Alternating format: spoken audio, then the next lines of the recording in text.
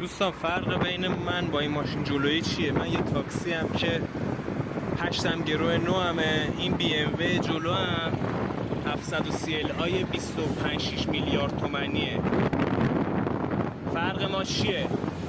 اون همچین ماشینی که میتونه باهاش 100 تا ماشین منو بخره و من این ماشین که تازه سقفم هم کاپوتم بلند شده بود. خدا وکیلی دوستان، عدالت خدا نامیزونه.